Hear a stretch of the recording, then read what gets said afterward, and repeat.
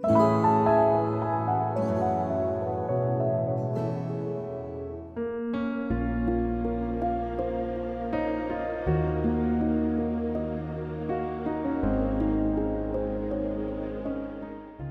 ईश्वर में होते हो तो नित्य नवीन मति देता रहता है, नहीं तो आपको रटारटी करके मरना पड़ता है।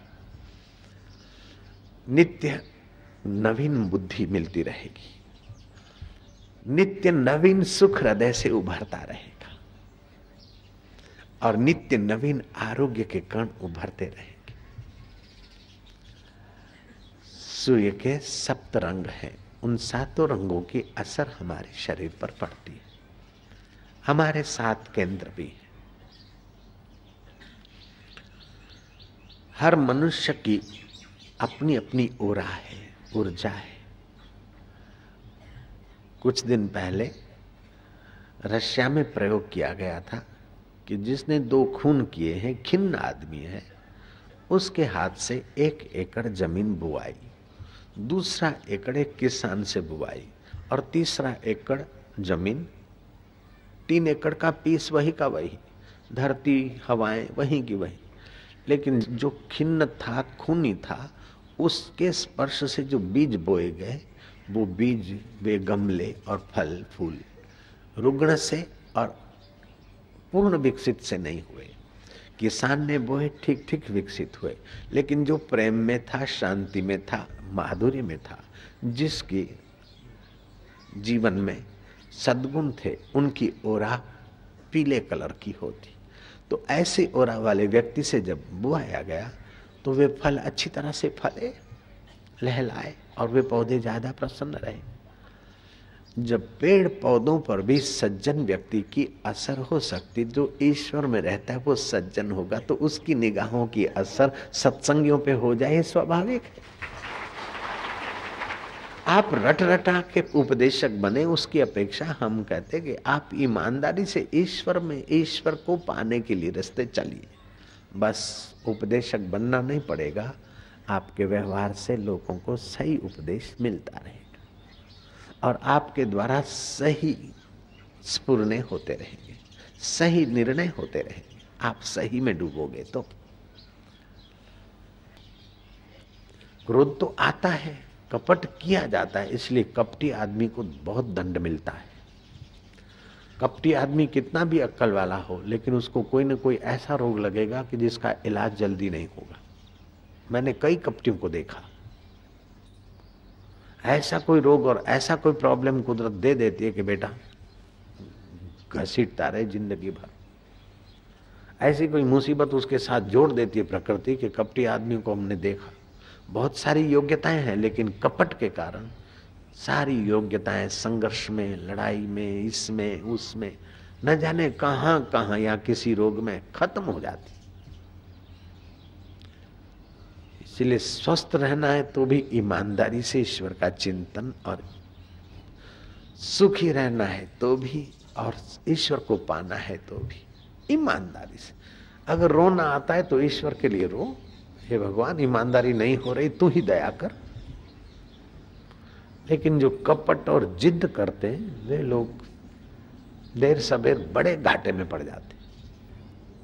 बुद्धि का फल क्या है? बुद्धि फल अनाग्रह, और जो आग्रही है, दुराग्रही है, शास्त्र या गुरु की बात नहीं मानेंगे, हम चाहेंगे वही करेंगे, समझो भविष्य में बड़ी मुसीबत उनके सिर पर नाचने वाली, बड़ा कष्ट है उनके लिए।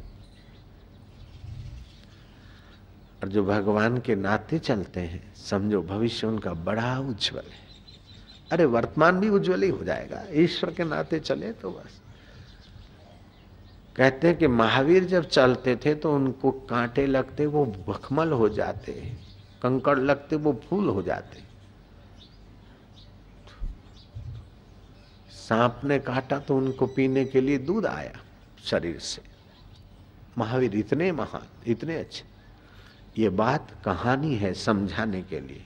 अगर सांप काटे और दूध निकले शरीर से तो शरीर जी नहीं सकता। समझो महावीर का शरीर जीता था दूध से, तो फिर महावीर को पेचिस की बीमारी नहीं होनी चाहिए थी। आखिरी समय में 6 महीना पेचिस की बीमारी में उनके शरीर को छोड़ना पड़ा। तो ये कहानी है सत्य को समझाने के लिए। सांप काटा, फिर भी सांप के लिए भी द्वेष भाव नहीं आया, आत्म भाव रहा। ये अर्थ मुझे सही लगता है। कंकड़ लगा तो याद आए कि कंकड़ चुभा, पैर में चुभा है, मुझे आत्मा को कोई चोट नहीं लग सकती है, ज्ञान की समझ। कांटा चुभा, याद आई कि कांटा पैर को चुभा है, ये तो चुभने वाला शरीर और संसार है, लेकिन मैं इससे न्यारा और अपना आत्मा का प्यार। तो ये अर्थ अगर लगाते हैं तो बिल्कुल ये ब्रह्मवेता को कष्ट के समय उनके शरीर को कष्ट हो, उनके मन को भी कुछ थोड़ा सा विक्षेप हो, फिर भी उन तक नहीं पहुंचता। वशिष्ठ महाराज के विश्वामित्र ने पुत्र मार डाले और पुत्र शोक से वशिष्ठ जी महाराज गंगा में कूदने को गए। एक बार तो गंगा ने अपना बहाव में पानी कम कर दिया, दूसरी बार ऐसा गंगा का किनारा खोजा कि बिल्कुल गहरा पानी, और पत्थर लेकर डूबने की तैयारी की। तो गंगा जी स्वयं प्रकट हो गई। गंगा जी ने कहा, आप जैसे ब्रह्मवेता और आत्महत्या करेंगे महाराज, आप तो ब्रह्म हैं, ज्ञान स्वरूप। वशिष्ठ जी ने कहा, ब्रह्म आत्महत्या करता है कि शरीर करता है? तू मेरे को उपदेश सिखा रही। गंगा जी ने माफी मांगी और वशिष्ठ जी की निष्ठा की भूरी भूरी प्रशंसा की। तो महापुरुष समझते हैं कि शरीर तो हम नहीं, लेकिन विक्षेप होने वाले मन भी हम नहीं, निर्णय बदलने वाली मति भी हम नहीं है। हम वो परात पर ब्रह्म के साथ उनका मैं एकाकार होता है।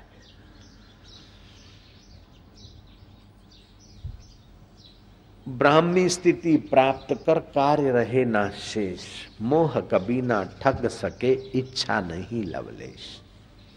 ऐसे पुरुष जो बोलते हैं वो उपदेश हो जाता है, जिस वस्तु को छूते वो प्रसाद हो जाती है, जिस जल को छूते वह जल उनके लिए पवित्र हो जाता है, पवित्र करने वाला बन जाता है। ईश्वर की क्या महिमा हम बताएं, कितनी बताएंगे। और ऐसा नहीं कि ईश्वर कुछ ही साथ में अरस पे बैठा है या कहीं दूर बैठा है, वो तो कण कण में ओतप्रोत व्याप्त है। तुम जो ही उनके लिए कुछ करते तो वो उसके साथ वो जानता है। आप, हम और दुनिया के सब विद्वान जो भी जानते हैं वो ईश्वर के आगे बिल्कुल नगण्य है। तो आप ईश्वर के नाते ध्यान करिए। ध्यान सीख कर दूसरों को ध्यान कराऊंगा, जरा स्वस्थ बनूंगा, ऐसा करूंगा वैसा करूंगा तो उतना ही मिलेगा, लेकिन उसके लिए करे फिर वो जो देगा अपने तरफ से देगा। नित्य नवीन मति, नित्य नवीन आनंद, नित्य नवीन आरोग्य के कण सारे के सारे उभरते हैं।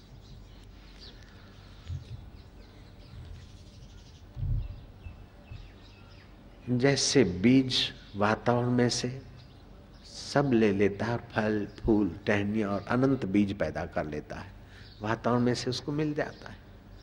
ऐसे आप ईश्वर के रास्ते चले तो वातावरण में से और ईश्वर की कृपा से सब कुछ मिल जाता है। बीज को फूल पत्ते टहनियाँ फल फूल विकसित करने के लिए सब कुछ वातावरण में से मिल जाता है, उससे भी ज्यादा आपको मिल जाएगा।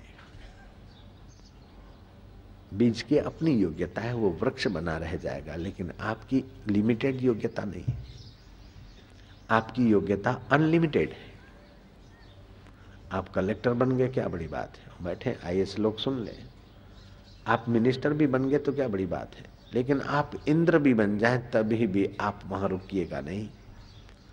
आप तो ईश्वर को एक बार पा लीजिए, और ईश्वर को पाना आसान है, इंद्र बनना कठिन है, और पतन होना जरूरी है। इंद्र पद से प्राइम मिनिस्टर बनना कठिन है और वहां से फिर पतन होना जरूरी है, लेकिन परमात्मा को पाने के बाद पतन होना असंभव है।